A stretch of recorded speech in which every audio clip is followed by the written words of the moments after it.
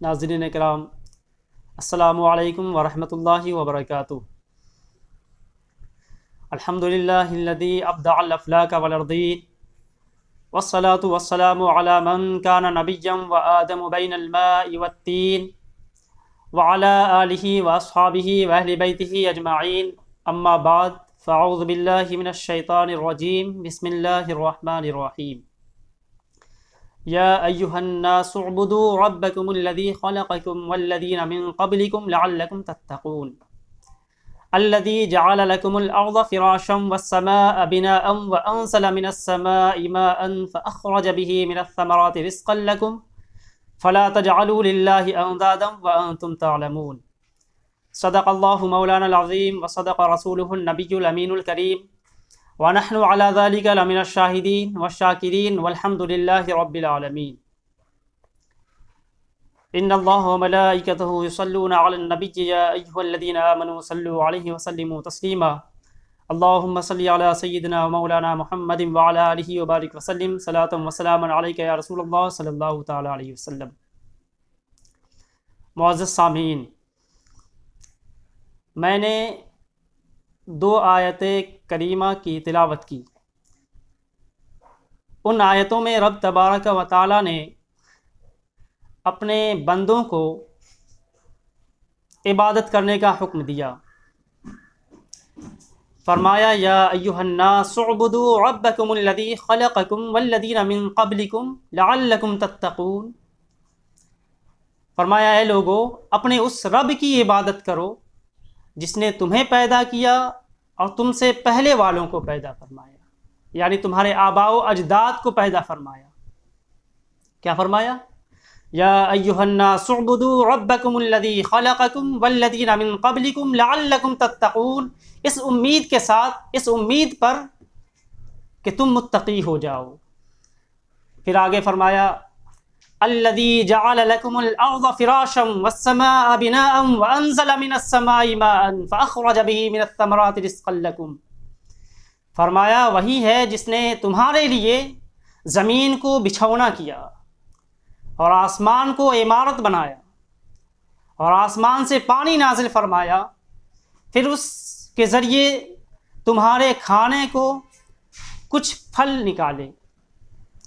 کیا فرمایا؟ الذی جعل لکم الارض فراشا والسماء بناء وانزل من السماء ماء فاخرج به من الثمرات رزقا لکم فلا تجعلوا للہ اندادا۔ پھر فرمایا کہ پھر اللہ کا شریک نہ ٹھہراؤ، وانتم تعلمون، اس حال میں کہ تم جانتے ہو۔ تو ان دو آیت کریمہ میں اللہ تبارک و تعالی نے لوگوں سے فرمایا کہ اے لوگو، اپنے اس رب کی عبادت کرو جس نے تمہیں پیدا کیا اور تمہارے آباء و اجداد کو پیدا فرمایا۔ اس رب کی عبادت کرو جس نے تمہارے لیے زمین کو بچھونا بنا دیا۔ اس رب کی عبادت کرو جس نے تمہارے لیے آسمان کو عمارت بنا دی، تمہارے کھانے کو پھل اگائے۔ جب اس نے تمہارے اوپر اتنے احسانات کیے، اتنے انعامات کیے، فلا تجعلوا للہ اندادا وانتم تعلمون، تو اب جان بوجھ کر تم اس کا شریک نہ ٹھہراؤ۔ تو رب تبارک و تعالیٰ نے کیا کہا؟ اے میرے بندوں، اے لوگو، تم میری عبادت کرو، کیونکہ میں نے تمہیں پیدا کیا، تمہارے آباء و اجداد کو پیدا کیا، تمہارے کھانے کو تمام چیزیں مہیا کی۔ تو ہمیں چاہیے کہ اپنے رب کی عبادت کرے، اس کی اطاعت کرے، اس کی فرما برداری کرے، اس کے رسول کی اطاعت کرے، اس کی رسول کی فرما برداری کرے، کیونکہ رب تبارک و تعالی نے قرآن مجید میں فرمایا یا ایھا الذین آمنوا اطیعوا اللہ واطیعوا الرسول، اے ایمان والو، اللہ کی اطاعت کرو اور اس کے رسول کی اطاعت کرو۔ ابھی جو میں نے اس سے پہلے دو آیتیں پڑھی تھیں، اس میں رب تبارک و تعالیٰ نے کیا کہا؟ یا ایھا الناس، اے لوگو۔ یہاں لوگوں سے خطاب کیا، صرف مومن سے نہیں کیا۔ فرمایا اے لوگو، تم عبادت کرو۔ یہاں لوگ کہا، اس میں مومن بھی شامل ہے اور کافر بھی شامل ہے۔ یہ صرف مومنوں کے لیے نہیں ہے، اگر مومنوں کے لیے رہتا تو رب فرماتا یا ایھا الذین آمنو، اے ایمان والو تم عبادت کرو، لیکن رب نے فرمایا یا ایھا الناس، اے لوگو تم اپنے رب کی عبادت کرو جس نے تمہیں پیدا فرمایا۔ تو اس میں مومن بھی شامل ہے اور کافر بھی شامل ہے۔ اب آپ کے ذہن میں یہ بات پیدا ہوئی ہوگی کہ کافر کی عبادت کیسے قابل قبول ہوگی؟ تو میں بتانا چاہتا ہوں کہ بنیادی عبادت ایمان لانا ہے۔ تو جب گویا کہ رب تبارک و تعالیٰ نے کافر سے کہا کہ اے لوگو تم عبادت کرو، تو گویا کہ اس نے کہا کہ اے کافرو پہلے تم ایمان لاؤ، اس کے بعد نماز پڑھو، روزہ رکھو، دیگر اعمال کرو۔ اور جب مومن سے کہا تو کہا تم تو ایمان لے آئے ہو، اب تم نماز پڑھو، روزہ رکھو، زکوٰۃ دو اور دیگر اعمال کرو۔ تو فرق ثابت ہو گیا۔ پھر کیا کہا کہ یا ایھا الذین آمنوا اطیعوا اللہ واطیعوا الرسول، کہ اے ایمان والو اللہ کی اطاعت کرو اور اس کے رسول کی اطاعت کرو۔ حقیقت میں تو اللہ کی اطاعت ہے، لیکن رب تبارک و تعالیٰ نے اپنی اطاعت کے ساتھ اپنے رسول کی اطاعت کو شریک کر کے ملا کر کے یہ ثابت کر دیا کہ رسول کی جو اطاعت ہے حقیقت میں وہ رب کی اطاعت ہے۔ تو جو اطاعت رسول کی ہے وہ حقیقت میں رب کی اطاعت ہے، جیسے کہ قرآن مجید میں رب تبارک و تعالیٰ نے دوسرے مقام پہ فرمایا من یطع الرسول فقد اطاع اللہ، کہ جس نے رسول کی اطاعت کی حقیقت میں اس نے اللہ کی اطاعت کی۔ تو ثابت ہو گیا کہ رسول کی جو اطاعت ہے وہ حقیقت میں اللہ کی اطاعت ہے۔ تو ہمیں اللہ کی عبادت کرنی چاہیے، اللہ کی اطاعت کرنا چاہیے، اس کی فرما برداری کرنی چاہیے، اس کے رسول کی اطاعت و فرما برداری کرنی چاہیے۔ اب ہم اپنے اندر جھانک کے دیکھیں کہ کیا ہم ان آیتوں پر عمل کر رہے ہیں یا نہیں کر رہے ہیں۔ کیا ہم اپنے رب کی گواہ حق کو اطاعت کرتے ہیں، اپنے رب کی عبادت کرتے ہیں، اس کے رسول کی اطاعت کرتے ہیں؟ ہرگز نہیں ایسا کرتے ہیں۔ جبکہ رب نے فرمایا کہ عبادت کرو، اطاعت کرو، اور ہم عبادت سے بالکل کنارہ ہیں، بالکل عبادت کو چھوڑ چکے ہیں، اطاعت کو چھوڑ چکے ہیں۔ تو ہماری کامیابی اسی میں ہے کہ ہم اپنے رب کی اطاعت کریں، ہم اپنے رب کی عبادت کریں، اس کے رسول کی اطاعت کریں، اس کے رسول کی فرما برداری کریں۔ ہم یہ سوچتے ہیں کہ ہم جب دنیا میں پیدا ہوئے تو یوں ہی پیدا کیا گیا، یہ ہماری سوچ ہوتی ہے کہ یوں ہی پیدا کیا گیا، آئیں کھائیں چلیں پھریں پھر دنیا سے چلے گئے۔ کیا مقصد حیات ہماری یہی ہے؟ آپ غور کریں کہ ہمیں جو رب نے پیدا فرمایا تو اسی لیے پیدا فرمایا؟ نہیں، رب فرماتا ہے افحسبتم انما خلقناکم عبثا، کیا تم نے یہ گمان کیا کہ ہم نے تمہیں بیکار پیدا کیا؟ دوسرے مقام پہ فرمایا ایحسب الانسان ان یترک سدی، کیا انسان یہ گمان کرتا ہے کہ اسے یوں ہی چھوڑ دیا جائے گا، بیکار چھوڑ دیا جائے گا؟ نہیں، ایسا ہرگز نہیں ہے۔ ایسی سوچ رکھنے والوں کے لیے رب تبارک و تعالیٰ نے فرمایا اے ایسی سوچ رکھنے والوں سن لو، ایسا ہرگز نہیں ہے، بلکہ یوں ہے، فرمایا وما خلقت الجن والانس الا لیعبدون، کہ میں نے انسان اور جن کو محض اپنی عبادت کے لیے پیدا فرمایا۔ تو مقصد حیات کیا ہے وہ ظاہر ہو گیا کہ ہمارا مقصد کیا ہے، جینے کا مقصد کیا ہے، کس لیے ہم جی رہے ہیں۔ رب نے فرمایا کہ محض اپنی عبادت کے لیے پیدا فرمایا، تو مقصد کیا ہے؟ عبادت کرنا۔ تو ہمیں چاہیے کہ اپنے رب کی عبادت کریں، اس کی اطاعت کریں، اس کی فرما برداری کریں۔ لیکن ہم آج سوچ رہے ہیں کہ جو کچھ ہے وہ مال و دولت ہی ہے، مال و دولت کے چکر میں پڑھ کر بالکل تمام عبادتوں کو چھوڑ چکے ہیں۔ نماز نہیں پڑھتے، ہمارے اندر ساری خرابیاں ہیں، روزہ نہیں رکھتے صحیح سے، زکوٰۃ پورے ادا نہیں کرتے۔ اس لیے ہمارا جو مقصد حیات ہے ہم اس پر عمل کریں۔ ہمارا کیا مقصد حیات ہے؟ میں نے بتا دیا کہ ہمارا مقصد حیات رب کی اطاعت کرنا، اس کی عبادت کرنا، اس کی اطاعت کریں، مال کے چکر میں نہ پڑیں، مال و دولت کے چکر میں پڑھ کر بالکل نماز سے غافل نہ ہو جائیں، کیونکہ رب تبارک و تعالیٰ نے فرمایا یا ایھا الذین آمنوا لا تلہکم اموالکم ولا اولادکم عن ذکر اللہ ومن یفعل ذلک فاولئک هم الخاسرون۔ فرمایا اے ایمان والو تمہارے مال اور تمہاری اولاد تمہیں اللہ کے ذکر سے غافل نہ کر دے. وَمَن يَفْعَلْ ذَلِكَ فَأُولَٰئِكَ هُمُ الْخَاسِرُونَ، تو جو ایسا کرے گا وہی نقصان اٹھانے والے ہیں. رب تبارک و تعالیٰ نے اس آیت کریمہ میں فرمایا کہ اے میرے رسول کے چاہنے والوں، اے میرے نبی کے غلاموں، تم اپنے مال و دولت کے چکر میں پڑ کر مجھ سے غافل نہ ہو جاؤ، میرے ذکر سے غافل نہ ہو جاؤ. اگر تم نے ایسا کیا تو میری بارگاہ سے دور ہو جاؤ گے. تو اس لیے مال و دولت کے چکر میں نہ پڑے.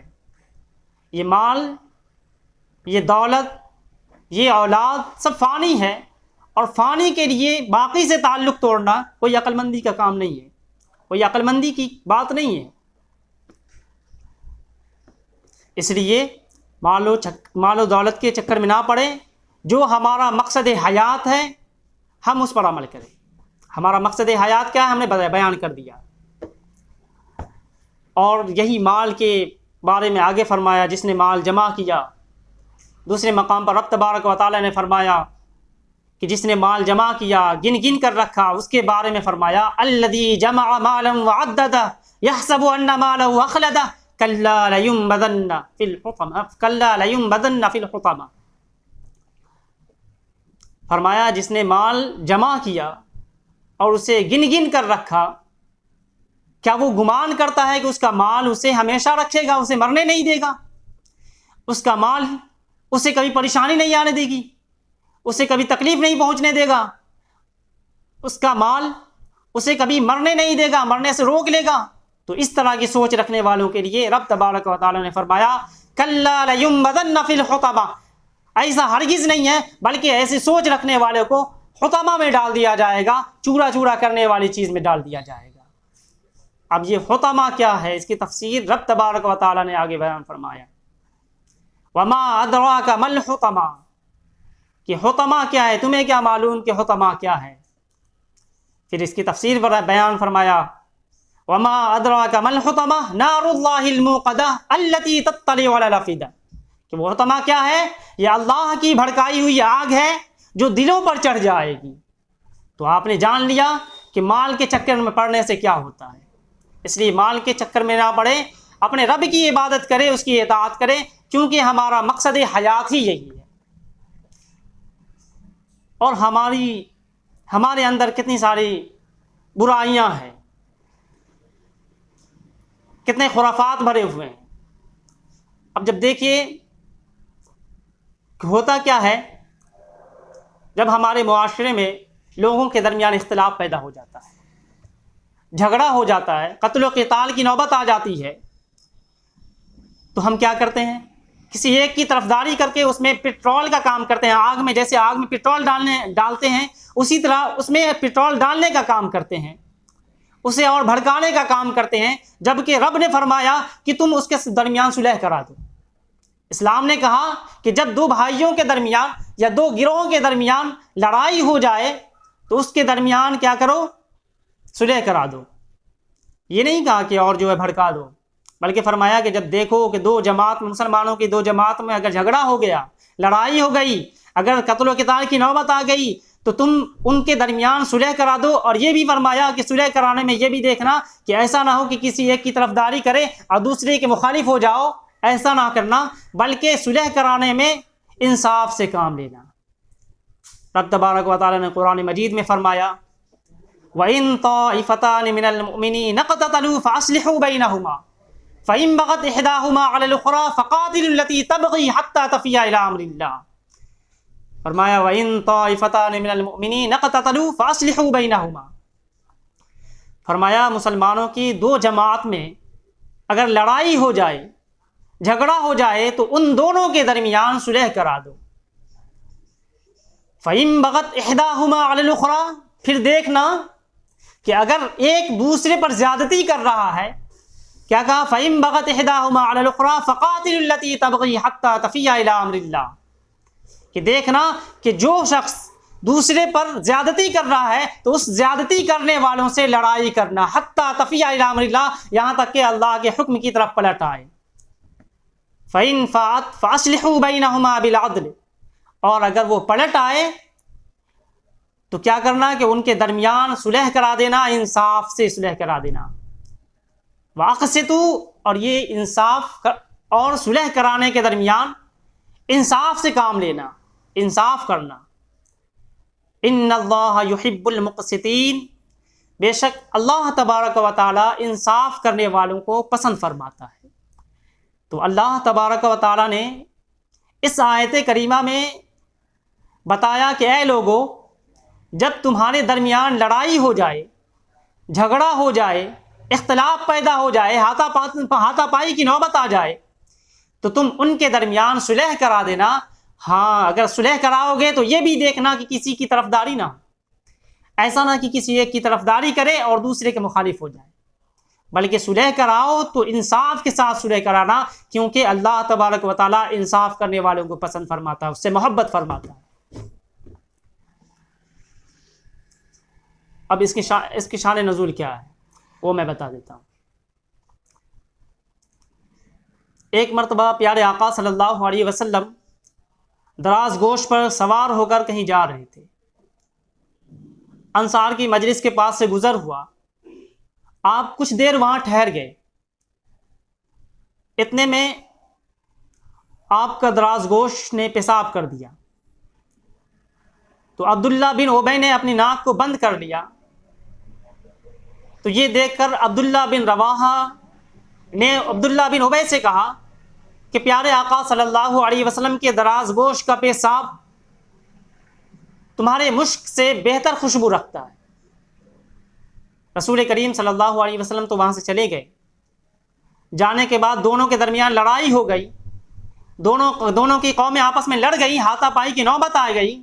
جب یہ خبر نبی کریم صلی اللہ علیہ وسلم کے پاس پہنچی تو پیارے آقا صلی اللہ علیہ وسلم تشریف لائے، اور تشریف لانے کے بعد دونوں کے درمیان صلح کرا دی۔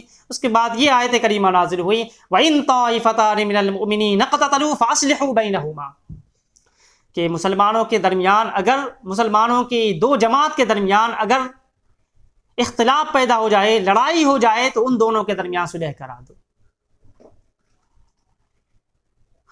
تو ہمارے اندر کتنی خرابیاں ہیں، کیا ہم ایسا کرتے ہیں؟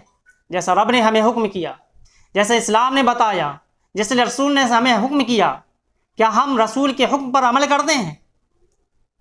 ہرگز نہیں کرتے۔ اس لیے ہمیں چاہیے کہ اپنے رب کے حکم پر عمل کرے، اس کے رسول کے حکم پر عمل کرے، جو رسول نے حکم کیا اس پر عمل کرے، اور جس چیز سے روکا اس سے رک جائے۔ پھر آگے اس کے بعد دوسری آیت ہے، انما المؤمنون اخوہ فاصلحوا بین اخویکم واتقوا اللہ لعلکم ترحمون۔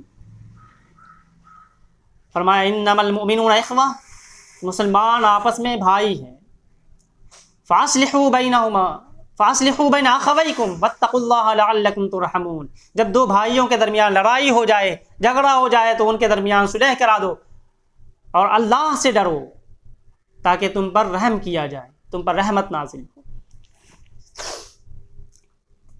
پھر آگے فرمایا یا ایھا الذین آمنوا لا یسخر قوم من قوم عسى ان یکونوا خیرا منهم ولا نساء من نساء عسى ان یکن خیرا منهن ولا تلمزوا انفسکم۔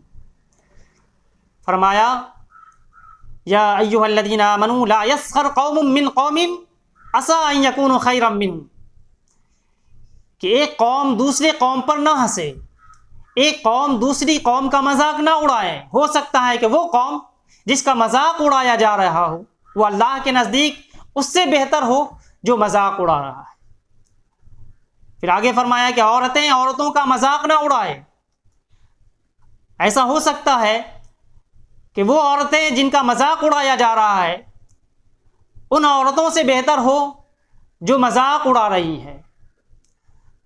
اب دیکھیں ہمارے اندر کیا ہے، جب ہم کسی غریب کو دیکھتے ہیں تو اس کا مذاق اڑانے لگتے ہیں، کسی ایسے کو دیکھتے ہیں جو کالے ہیں یا کوئی عیب پایا جاتا ہے تو اس کا مذاق اڑانے لگتا ہے، اس کا جو ہے مذاق اڑانے لگتے ہیں۔ کیا اسلام نے یہی کہا؟ اسلام نے یہی کہا؟ کیا اس کی اجازت دی ہے؟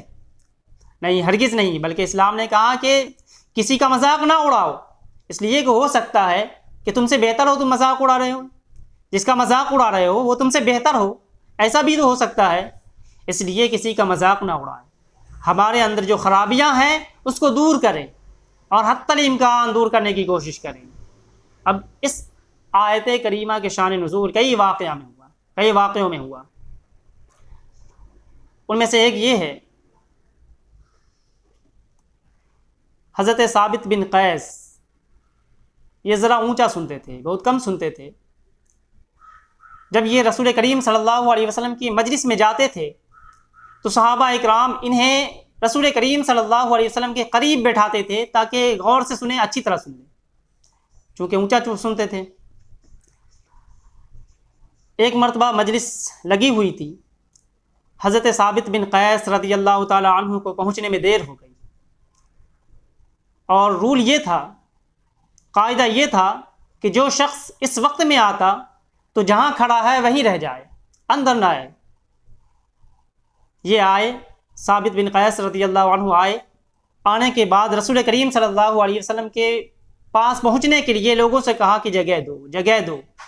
لوگوں نے جگہ دی، یہاں تک کہ رسول کریم صلی اللہ علیہ وسلم اور ثابت بن قیس رضی اللہ تعالی عنہ کے درمیان صرف ایک شخص رہ گیا۔ آپ نے اس سے بھی کہا کہ جگہ دو، اس نے کہا کہ تمہیں جگہ مل گئی ہے، بیٹھ جاؤ۔ حضرت ثابت بن قیس رضی اللہ تعالی عنہ بیٹھ گئے۔ جب دن خوب روشن ہو گیا تو حضرت ثابت بن قیس رضی اللہ تعالی عنہ نے اس شخص کے جسم کو دبا کر کہا کہ کون؟ تو اس نے کہا میں فلاں ہوں۔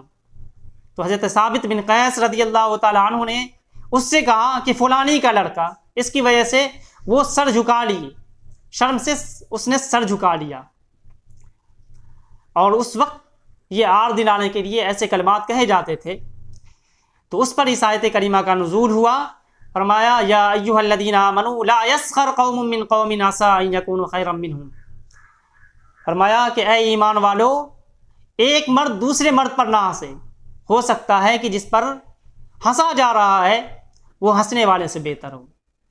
تو ہمیں چاہیے کہ کسی پر ہنسے نہیں، بلکہ یہ سوچیں کہ ہو سکتا ہے کہ ہم سے بہتر ہو، رب تبارک و تعالیٰ کی بارگاہ میں اچھا مقام پر فائز ہو، ہمیں تو معلوم نہیں ہے۔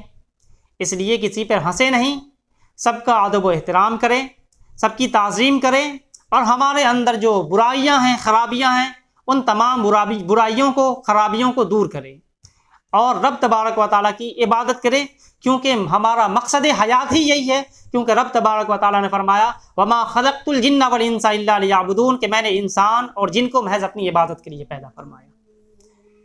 تو ہمیں چاہیے کہ اپنے رب کی عبادت کریں، اس کی اطاعت کریں، اس کی فرما برداری کریں، اس کے رسول کی اطاعت کریں، اس کی فرما برداری کریں۔ وَمَا عَلَيْنَا إِلَّا الْبَلَاغُ۔ السلام علیکم۔